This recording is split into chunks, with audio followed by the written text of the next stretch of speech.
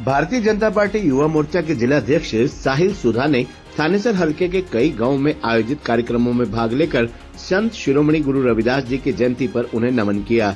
उन्होंने खेड़ी रामनगर, गांव फतेहपुर, गांव अमीन सहित कई अन्य गांवों में जिला परिषद के vice chairman Dharampal Chaudhary DP के साथ पहुंचकर संत शिरोमणि गुरु रविदास जी की पूजा अर्चना की, हवन यज्ञ में भाग लिया और आहुतियां भी डाली।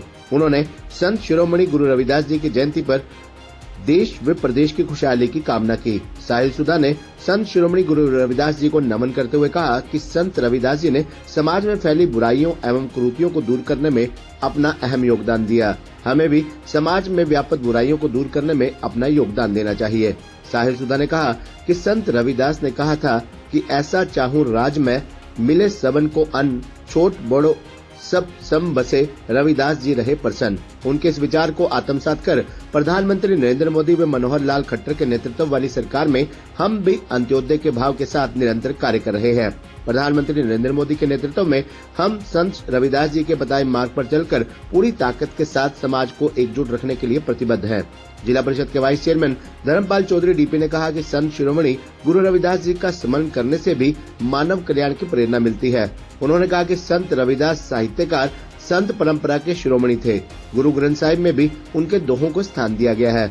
उन्होंने कहा कि संत रविदास जी की शिक्षाएं आज भी प्रासंगिक, अनुकरणीय व सराहनीय है। इस अवसर पर इन सभी गांवों के सरपंच, पंच, मंदिर कमेटी के सदस्यगण एवं बड़ी संख्या में श्रद्धालु उपस्थित रहे। गुरु रविदास जी की जयंती की बहुत बहुत शुभकामनाएं। एक ही बात कहते थे गुरु जी, मन चंगा तो कटोत्तिज गंगा। साफ नीयत से कोई भी कार्य किया जाए। आज मास्टर जी हमारे बीच में खड़े हैं। मास्टर जी ने यहाँ अपनी देख रेख के अंदर इसका नक्शा बढ़िया बनाया, काम बढ़िया हो गया। जब भी समाज के किसी काम के अंदर समाज के लोग अपनी आहुति डालने लगे, वो काम हमेशा बेहतरीन और बेहतर होकर निकलता है।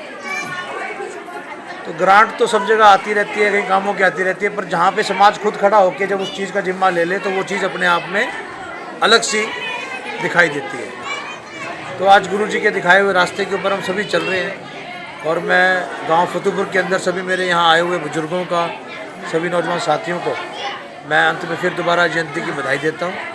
आज विधायक जी आ नहीं सकते थे क्योंकि विधानसभा चल रही है 5 दिन से। अब विधानसभा चल रही है तो 4-5 दिन से वहाँ, क्योंकि विधायक का तो काम है विधानसभा में जाके अपने हल्के के लिए कुछ लेके आना।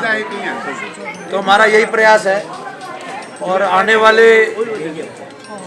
वाले 3 से 4 महीने के अंदर, लोकसभा से पहले तो शायद संभव ना हो पाए, पर लोकसभा के बिल्कुल इलेक्शन के बिल्कुल साथ ही आपका जो बाईपास है ये वाला, यूनिवर्सिटी के साथ ऊपर से जाना है, तो हम कोशिश कर रहे हैं कि एमपी के इलेक्शन होते ही बाईपास को भी आपका चालू करवा दें, जो आपका यहाँ से जा रहा है। तो सरकार ने पास कर दिया है, सब कुछ हो गया है, सिर्फ पैसे पड़ने और काम चालू होना।